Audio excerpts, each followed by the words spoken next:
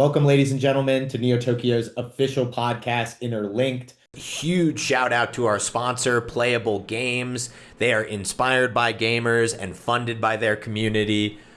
They have a epic game on the Epic Games Store, a third-person shooter called Nexus. Hop on in there and check that out. They're also currently selling nodes, so if you're interested, check that out at their website, playable.games. That is a 3 instead of a B on Playable. Now strap in for the rest of this episode of Interlink. I'm joined today by Oliver from Angry Dynamite Labs. How are we doing today, Oliver? Hi everyone, thanks for having me. Yeah, doing good. Had a long day. We recently launched our event with Axie Infinity and a lot of things to do, but so far pretty good.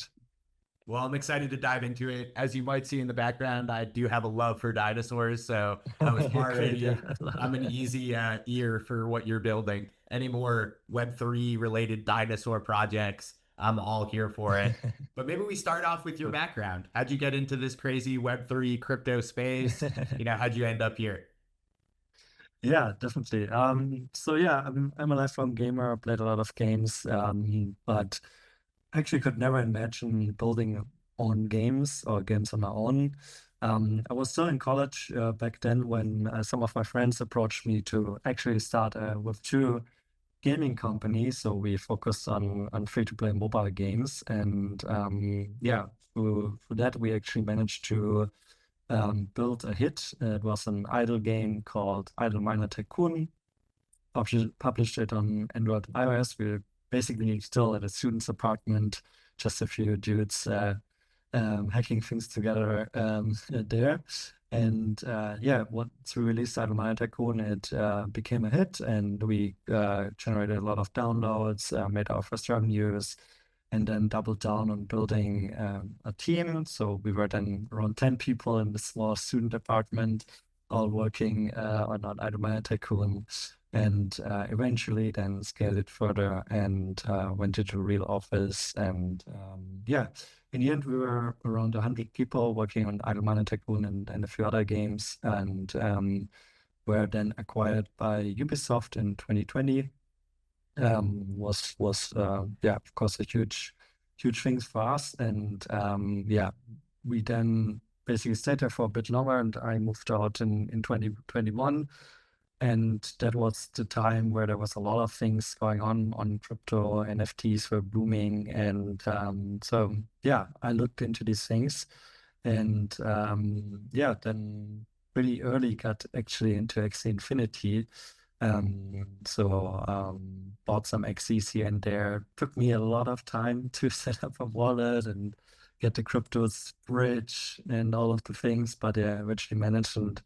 And yeah, played the game for a bit, but then was actually really amazed like how the intersection, well, what actually the intersection between blockchain and gaming could bring, because the scholarship models back in the days were a big thing. So I knew like, okay, I can now acquire a bunch of these X's and give them out to other players so they can actually play the game.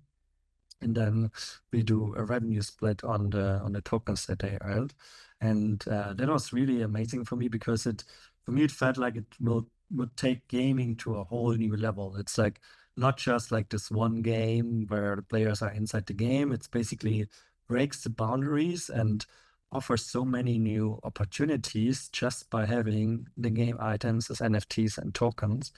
And yeah, so this got me into the rabbit hole.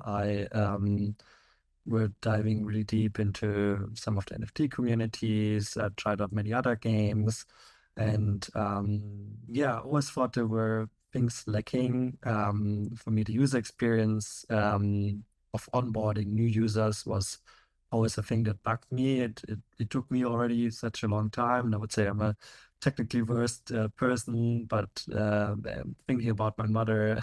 Um, Onboarding it to such a game would be very hard. So I thought, like, okay, if we really want to scale Web3 gaming, we need to make it way more approachable, and therefore get the access to the actually very huge gaming market, which is $100 billion market.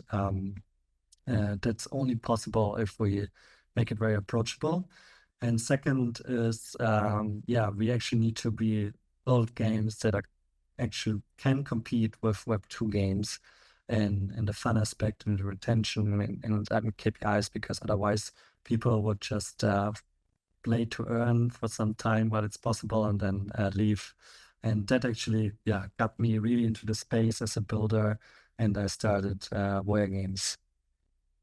Yeah, so I actually started very similarly with the Axie Infinity. I remember reading on just Apple's like news app. It was like a little article, and it was talking about how people were breeding these Axies and making a good amount of money doing it. And next thing I knew, went through the same process as you.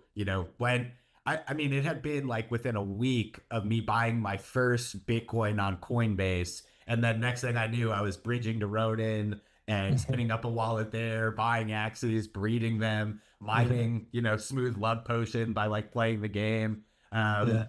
but yeah, absolutely. That was a crash course in like sustainability. That was like, before you get hurt that first time is when you're at your absolute most moon boy. And I'm like, okay, all of Southeast Asia is going to be running on smooth love potion. That's going to replace currencies. People were paying bills in it. It was a wild, wild time. And it must be very cool to have come full circle from starting and playing Axie Infinity to now doing a huge collaboration with them with Craft World. Yeah. Yeah, exactly. It was like something huge for me as well. Like now it kind of goes the full circle where yeah, our game that we developed over the last years and was actually a bit inspired by X Infinity, or like how they were utilizing blockchain and to build or to integrate into games. And now kind of after this years of hard work, like partnering up with them on Ronin with the X Infinity game, I think that was like a full cycle moment, and very humble to now yeah, have a great partnership with them where players actually like it and enjoying it, and yeah, win some prizes as well. So yeah, that's for me just super exciting. Yeah. And good timing too. Obviously, Axie's got a lot of fresh excitement with their MMO. Have you gotten a chance to play that? I haven't played it yet. I, of course, looked through a few of the videos that are out there, and it looked pretty cool.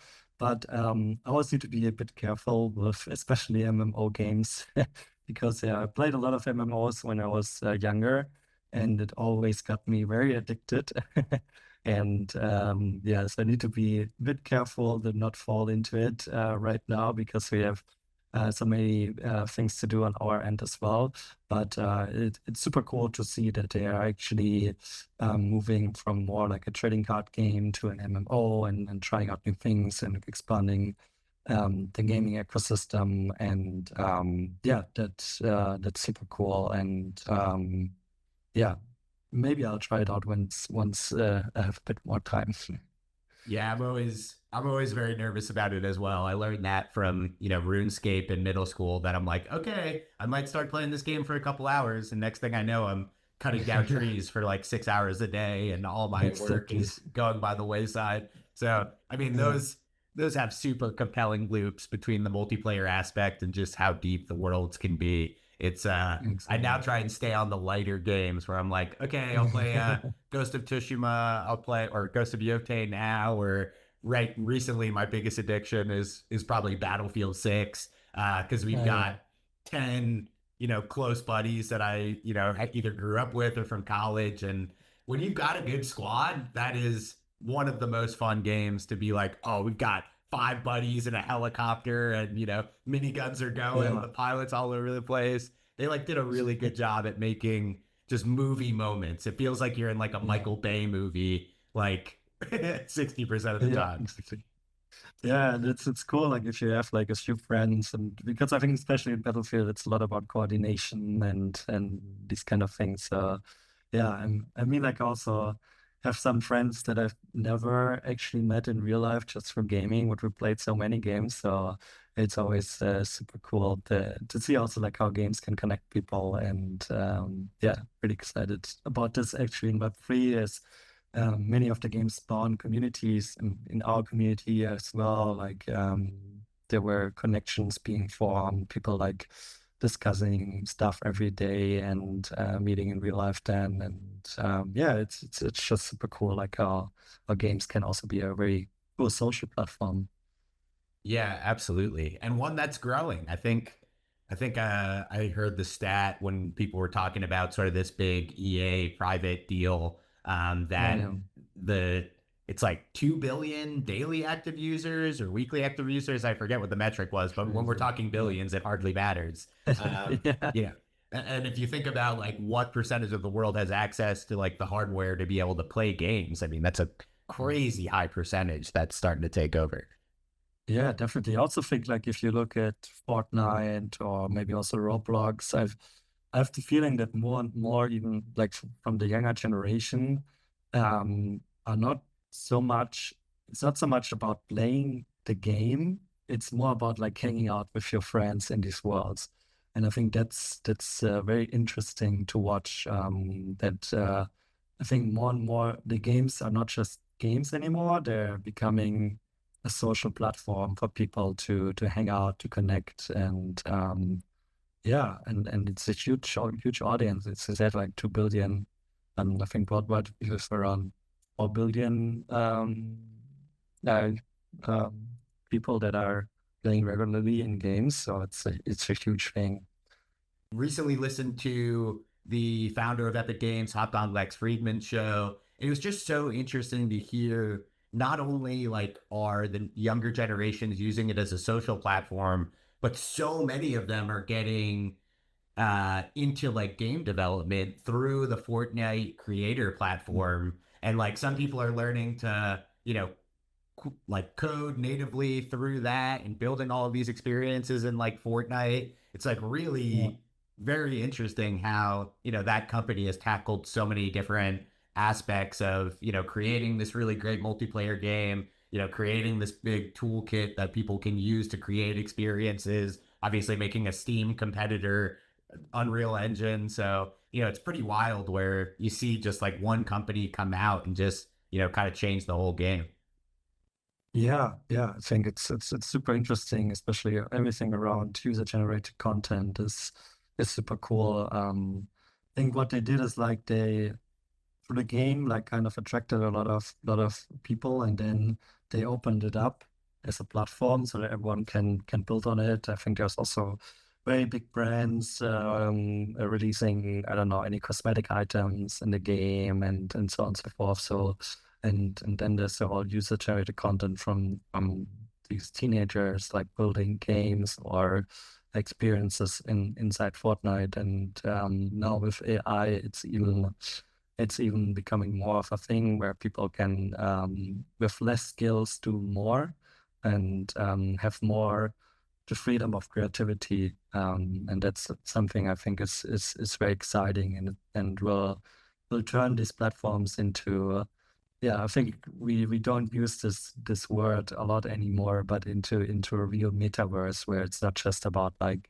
um yeah, game anymore, but a whole world that is living where people can build stuff, explore stuff, and just having fun together in a separate reality. Yeah, it's yeah. I also have some ideas on how we can long term kind of create an economy where it spans multiple games, where everyone can plug into it and can use the resources from our first game in another game, and we can use resources from other games to span like kind of a player-owned economy that is all connected between multiple games. So very excited about this, where I think that we can actually bring in a lot of benefits as well. Yeah, the economics of that you guys have been setting up has been one of the things that I'm the most excited about. I'm super pumped to dive into the DeFi integration that you guys worked. But for people that don't have experience with Craft World, maybe we set the scene. What is Craft World? What do people do? Yeah. So Craftworld is based on our IP, Angry Dynamite's Lab, and there the story is that asteroid was crashing into the Earth, wiping out the human race, but then the dinos are reborn again. So the other way around, and it was like 200 million years ago. And these dinos are very clumsy. They don't have like very big brains, and they now live on this world alone, which is destroyed. And they need help to rebuild it and to gather resources to build up new cities and maybe a rocket to escape and find another planet. And that's kind of the setting and lore. And the gameplay is about, it's very simple. So you can access it on Google Play, Apple App Store, and on web. And you don't need to do anything to start a game. You basically just click the button, you're in the game. You can you don't need to create an account, you don't need to create a wallet. We all do this for you in the background. And so you start with mining some resources, and these resources can then be turned into other resources through building up factories. And then you build up more and more of these factories, create your factory empire. You have more than 30 resources in the game. And these resources then let you build your own player base to get even better and produce more. But also you can, together with the community, create monumental buildings which require many, many resources that you as a single player can't provide. So it's a community effort to build this. And there we also give out awards on the most active and most engaged players that spend a lot of resources to actually, kind of build up these things. And there are some resources you can get for free, some resources where you need an NFT for. So we have 2 NFT collections live now, which is the Fire Dino collection and the Water Dino collection. And each NFT in these collections will then produce in regular intervals the core resources, in this case, fire for the fire dinos, water for the water dinos. And these resources can then be turned in all kinds of other resources. And the thing is that, or at least like the other resource is Earth. So we have fire, water, Earth. Earth is for free, so everyone can play even without an NFT. But for fire and water, the only way to get fire and water is through these NFTs. So there's a natural scarcity. The NFT collections have a fixed size. So there's 500 fire dinos, 1.5K water dinos.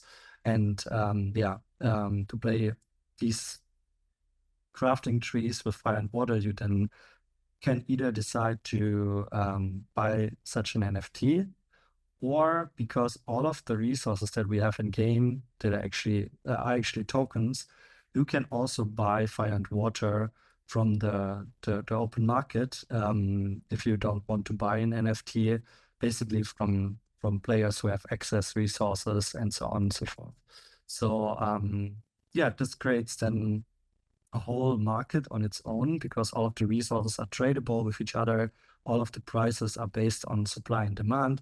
And this creates a very deep game economy, which is purely owned by the players. So players decide like, okay, here I have like so many fire resources, I don't need them, I sell them, therefore the price goes down. Someone else thinks I need a lot of fire, so I'm buying a lot. And it's totally up in the hands of the players. And they also provide the liquidity for trading these resources. So we don't want to interfere in any way. They are putting up liquidity pools for each of the resource pairs, and then they become tradable in the game.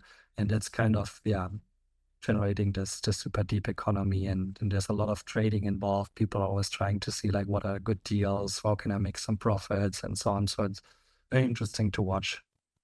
Now, for those free players who can really only acquire Earth, is there like so much Earth that they could acquire that they would be able to trade that for fire or water?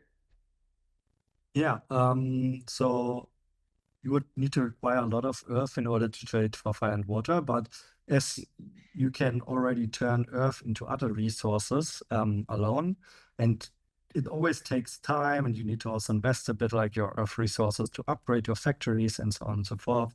It then becomes more valuable each time you basically process your resource. And this way, if you, for example, spend some time and upgrade your factories, you can then produce these resources which are more valuable for other players since they are more scarce. And therefore, they're willing to pay more for it. And therefore, you can then acquire more fire and water tokens through the gameplay itself. So yes, you can, through free gameplay, even access the tokens which are very scarce on the NFTs. Oh, that's very cool. Now, on the liquidity providing side, that has become one of my most recent crypto addictions has been DeFi, mostly because of the launch of like Black Hole. And I work at Super and we launched Black Hole. So that was a good like sort of kick in the butt to finally understand. I'd use swaps and stuff like that as most on-chain people do, but I never had gotten involved in the liquidity providing or the yield or the 3-3 dexes. So that's been a super fun new addiction. And honestly, it's been obviously the volatility, liquidity providing, if you're doing concentrated pools, is extremely risky. I mostly play around in basic pools. So, it's honestly been a kind of a good time to liquidity provide because we've just been in this never ending shop and you can kind of clip yield along the way. But I'm curious, because you guys have integrated so many DeFi aspects directly into the game, is the ability to provide liquidity and even do swaps tied to any in-game buildings? Do you have to like provide a liquidity providing factory in order to provide liquidity, or how is that handled? Yeah, so we first make it very easy for everyone to have access to the whole DeFi integrations into our game. So we have invested a lot into smart wallet technology, where we basically create a smart wallet for every player that starts the game. And then we can basically operate transactions for you on your behalf. So you don't need to create your own wallet. You don't need to provide gas fees and so on and so forth. But you have like the full spectrum of DeFi available in the game.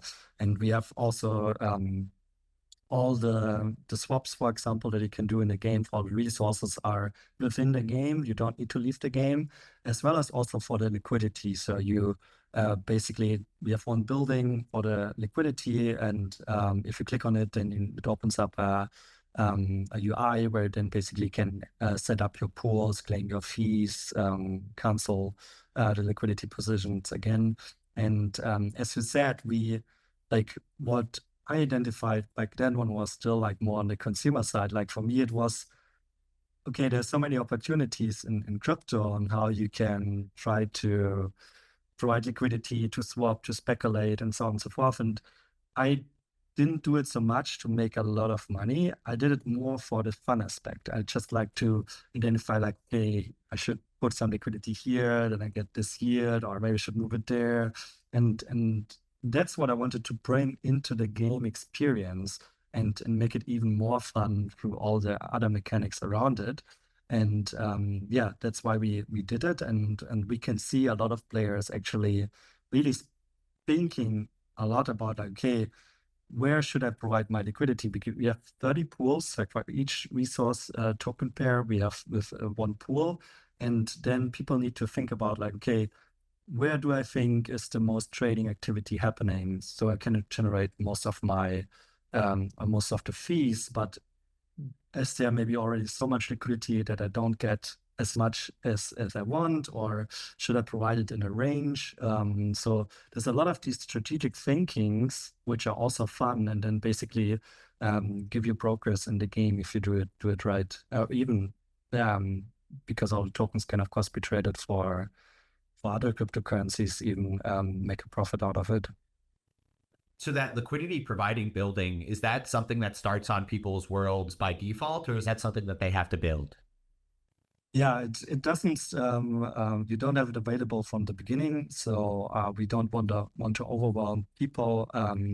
So in the beginning, it's just a very simple game. You can't do a lot of things, but then over time, you basically unlock these buildings and new functionalities in the game. Also, trading is not available from the start, and yeah, so therefore you first need to get hooked by the gameplay and build up your player base, and then unlock this building in order to do this.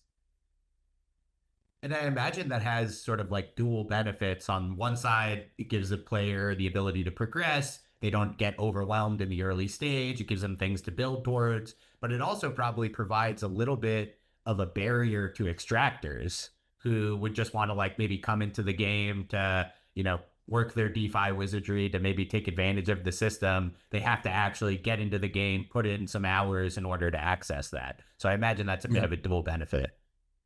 Yeah, exactly. Like, we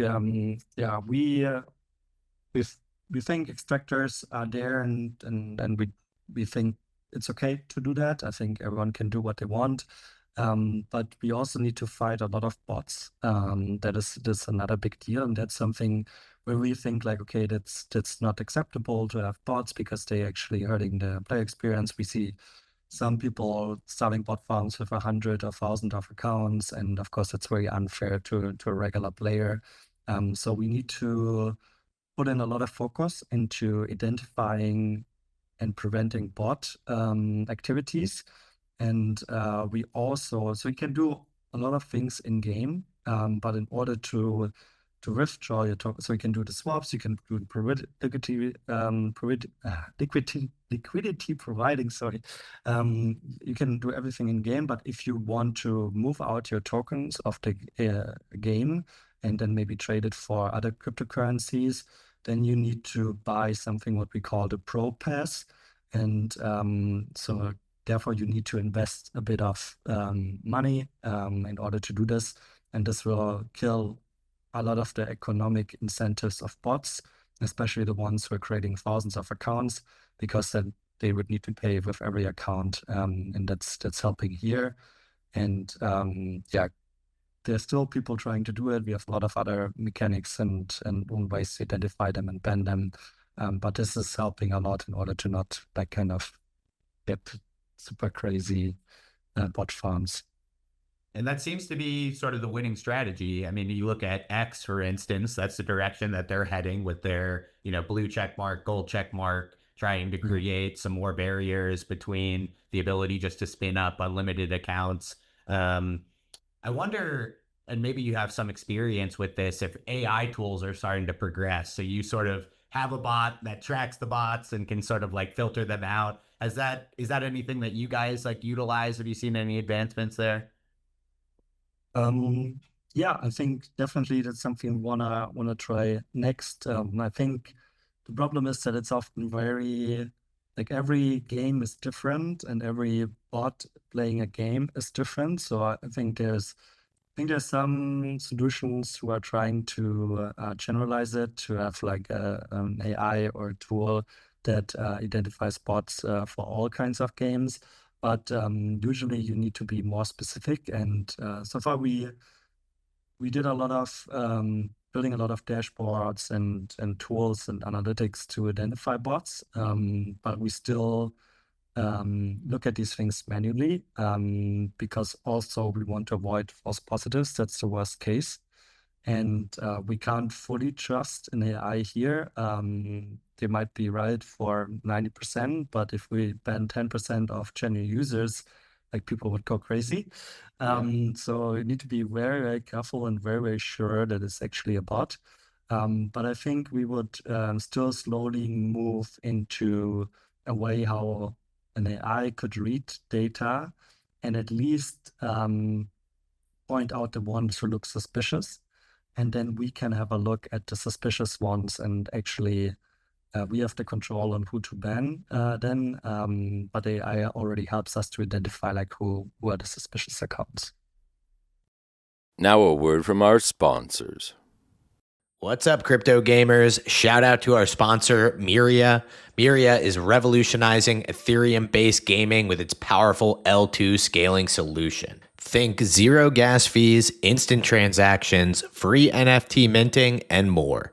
Myria offers a suite of tools that are tailor-built for game development, including game-specific SDKs, a spec'd-out marketplace, Web3 spiked leaderboards, new AI super tools, and more. All this fueled by a fleet of player-run nodes that are a breeze to operate and pump out daily rewards for supporting the ecosystem. Plus, check out Meta Rush, the Battle Royale obstacle runner by Myria Studios, dropping very, very soon. And now back to your regularly scheduled program. Now, let's jump over to like the big community event that you guys are having with Axie. I know like part of the sort of like meta game is that you're building up all these resources to build these sort of like superstructures as a community. Yeah. So I'd love to use like sort of this Axie event as an example so people can kind of understand that loop. Sure. Yeah. So from time to time, we launch time-limited events that usually last between 2 and 3 weeks. And we usually do this with a partner. And now we do it with Axie Infinity.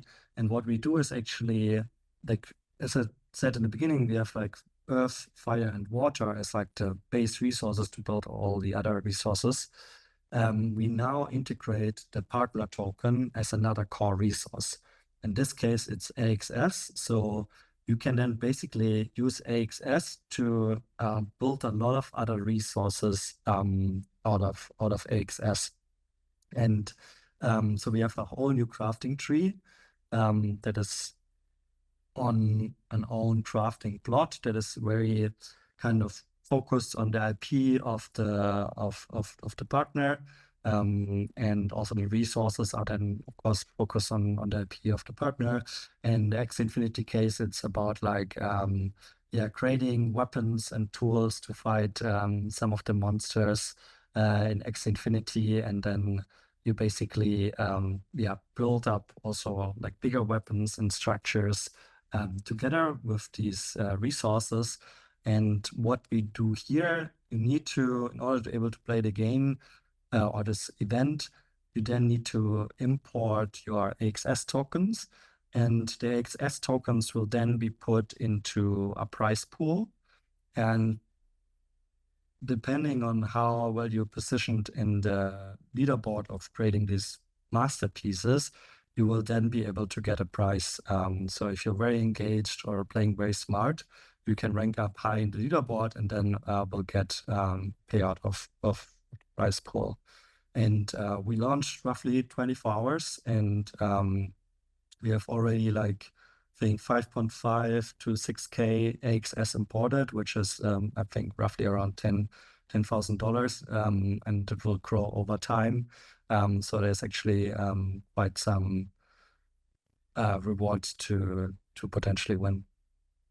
Yeah, I absolutely love that mechanic. First off, like this relationship with the DeFi, like with I think it's Katana that's directly integrated in the back end. Is that right? So Yeah. what a cool like cycle between like DeFi and like tokens and the integration directly into the game. You got to imagine Katana loves it because you guys, I believe we talked about it on the AMA, you guys are now generating a crazy percentage of their total volume. Do you know what that is off the top of your head? Yeah, I haven't looked it up in the recent 1 or 2 weeks, but at the beginning when we launched the game, we had 10, like we increased the Katana transactions by 10x.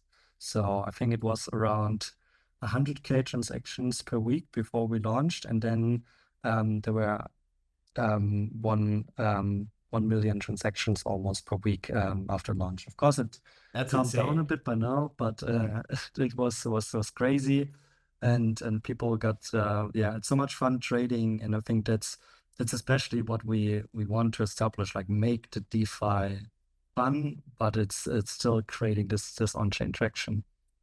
Yeah, it's super cool. I mean, first off, just as like a gamer to have like from an immersion standpoint, it is such a night or day difference between okay, leaving the game, opening up a tab on my crypto computer, going and doing the swaps, re-importing them into the game, just having that all in the back end. And I really think like you guys will be viewed as a huge pioneer in this space, pushing everything forward because that's so clearly the direction everyone needs to go. Yeah, I think so as well. I think it definitely needs to be super accessible. we have also many players that are not Web3 savvy, and they're still having fun because they don't need to create a wallet, they don't need to buy crypto, they don't need to bridge, they don't need to do anything.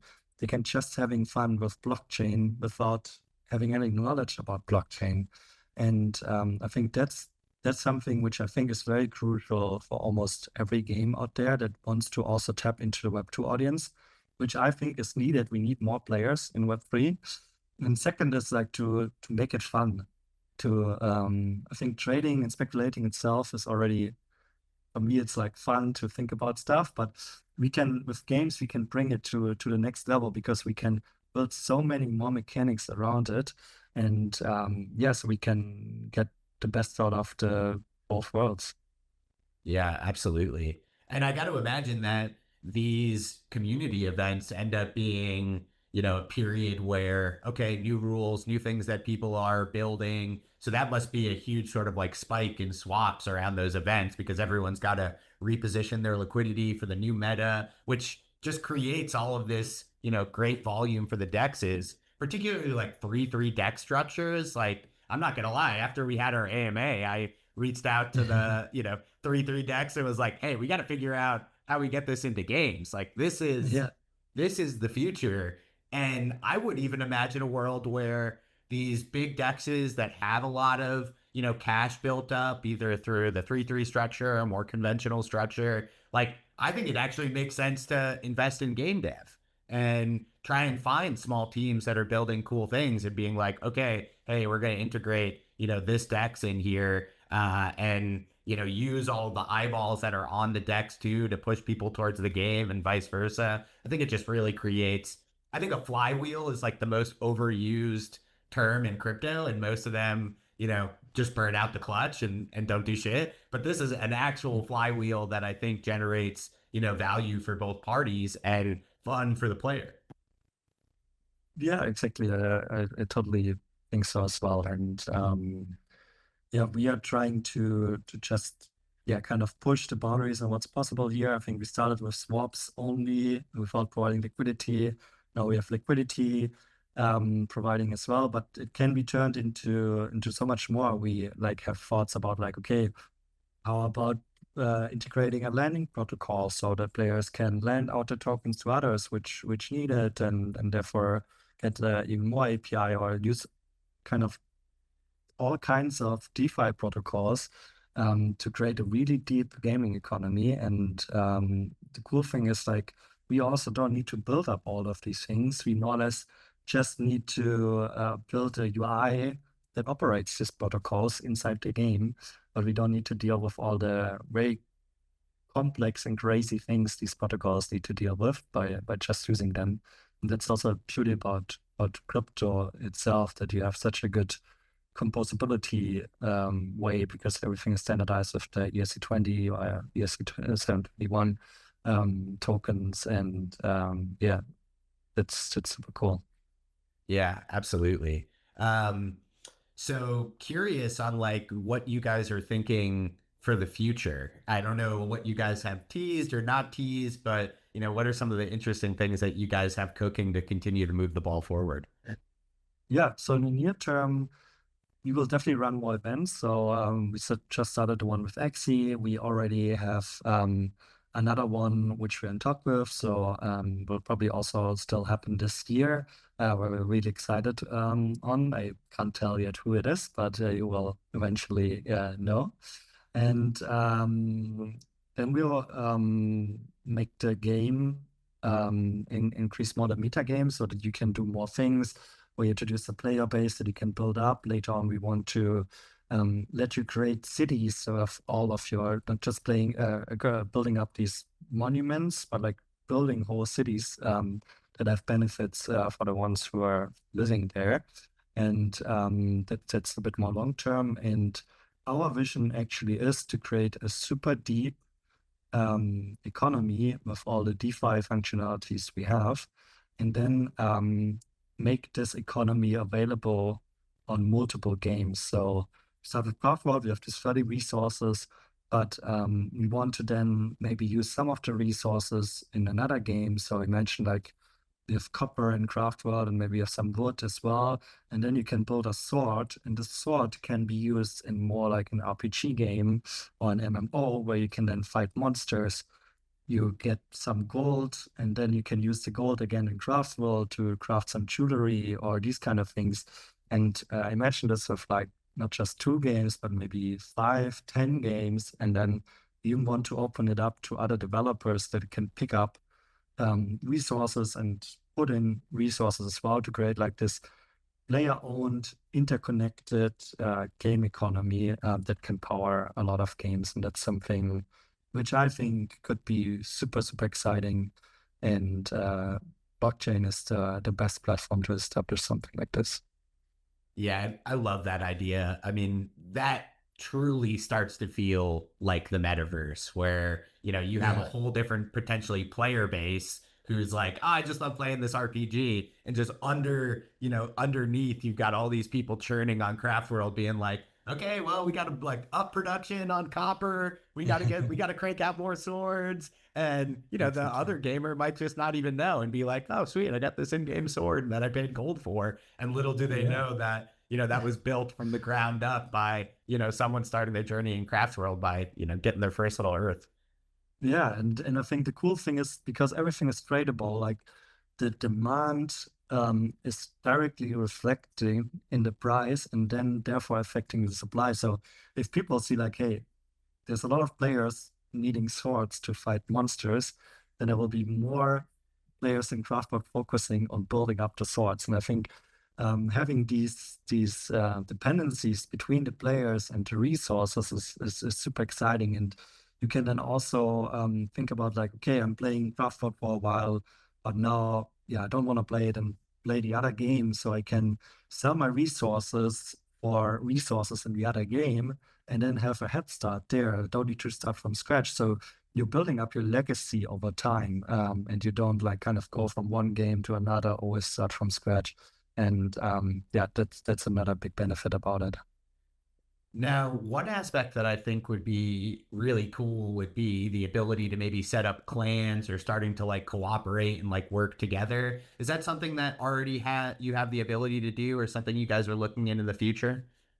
Yeah, not yet, but that's something we want to establish, especially around these cities and towns, so that you basically come together, building a town, and you get like certain benefits. You contribute more resources, building up more buildings, and the people who are in this town or city are basically forming a guild, a clan, a community that can then, because they have like this certain benefits and maybe specialization in production of certain resources, can then participate in either other leaderboards or maybe even clan fights and so on and so forth. So that's the direction we want to go, like basically going a bit into SimCity multiplayer with a deep economy.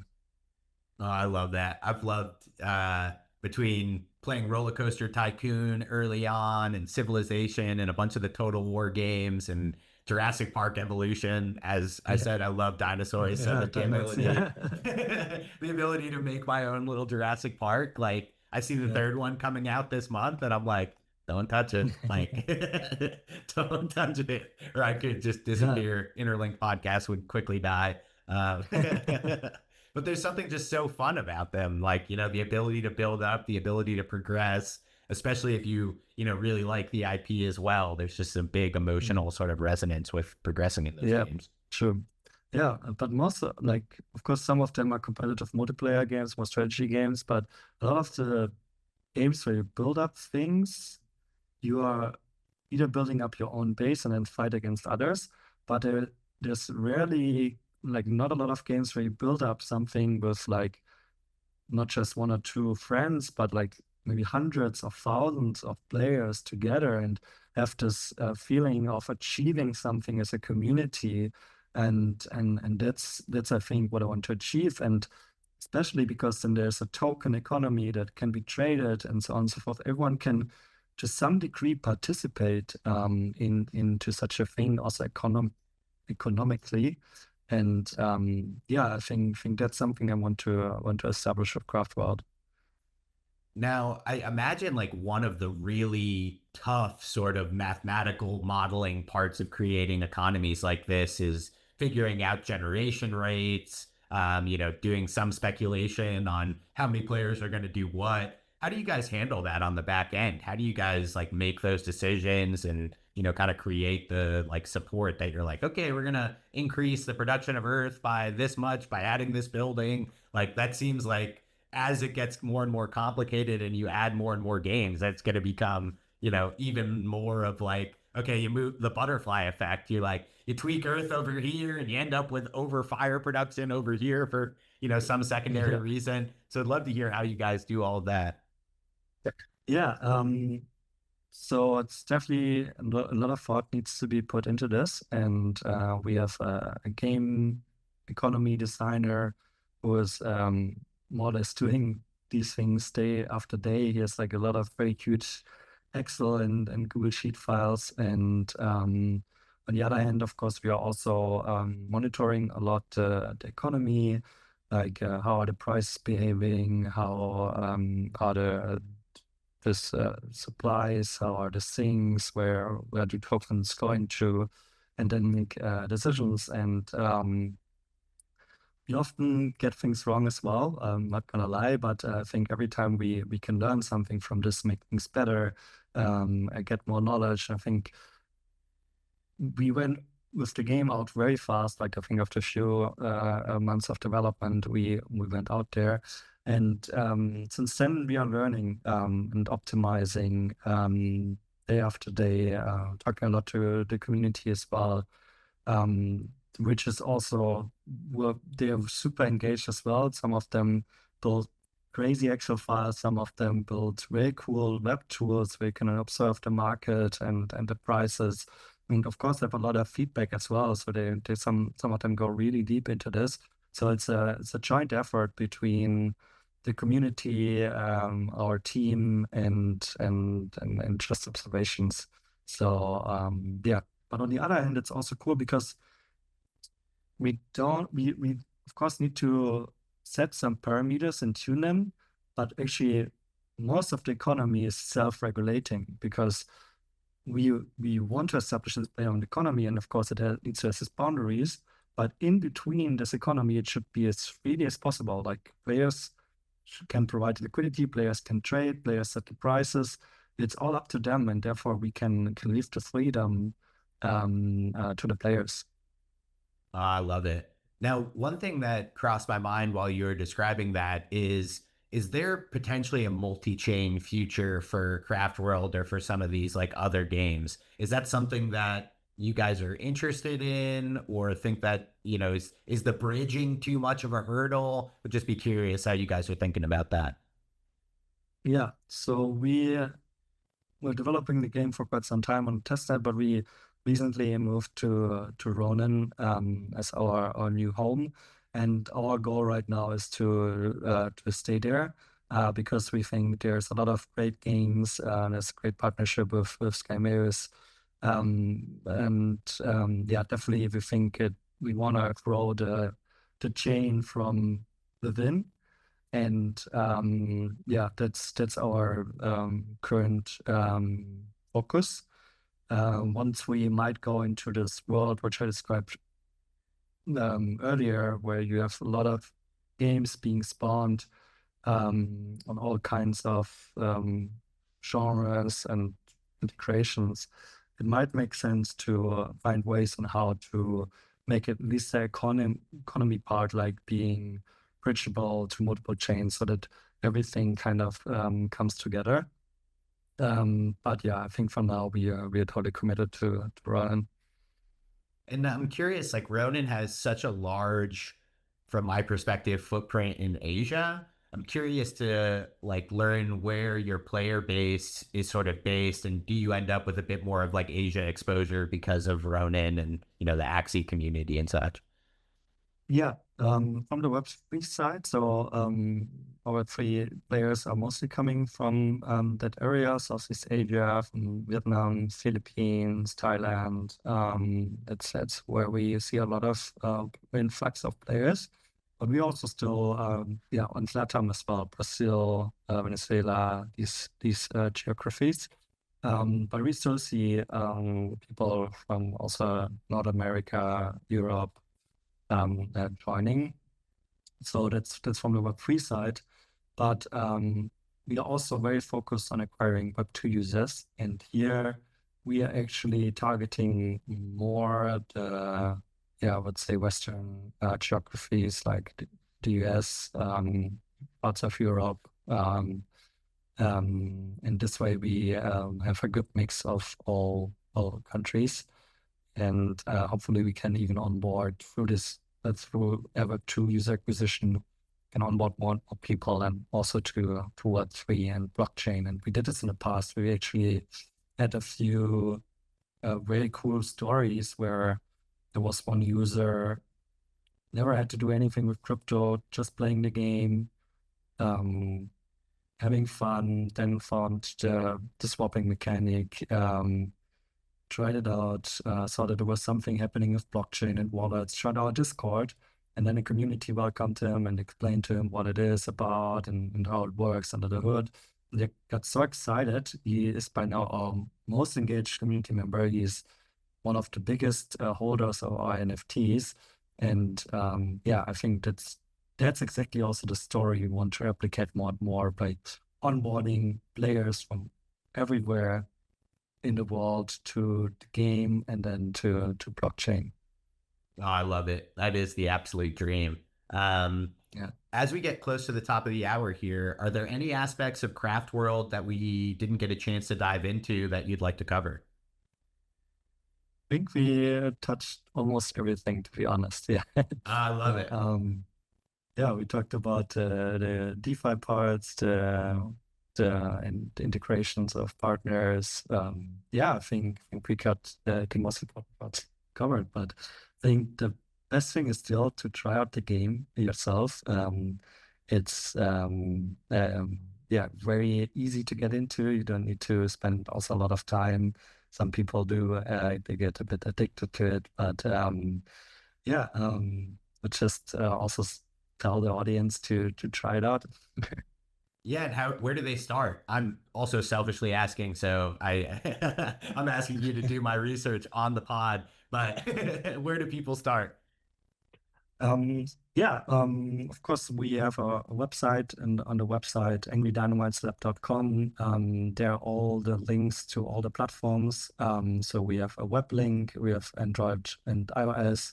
You can also get most of the information through our X channel, which is also Angry Dynamite's Lab.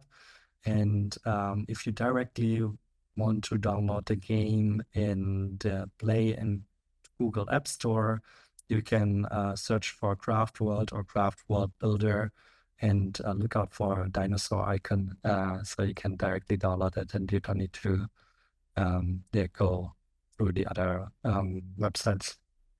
I love it. And we'll include that description to the X page, or we'll include that X page in the description so you guys can easily get that and find all of those links in the website and such. And besides that, before we wrap, do you have any closing thoughts you'd like to share with the audience? Maybe one more thing to touch on is like that I think Web3 gaming is still going through some rough phases. We've seen many gaming studios shutting down, especially beginning of the year. And there's been a big reset. But I think it's also a very interesting time to now explore the games who are still alive, because it is something that keeps them alive, and it's something what makes them special. And also the teams around it, they're likely very innovative. They're actually shipping, they have traction. And I can just encourage everyone to try out all the Web3 games that are still alive.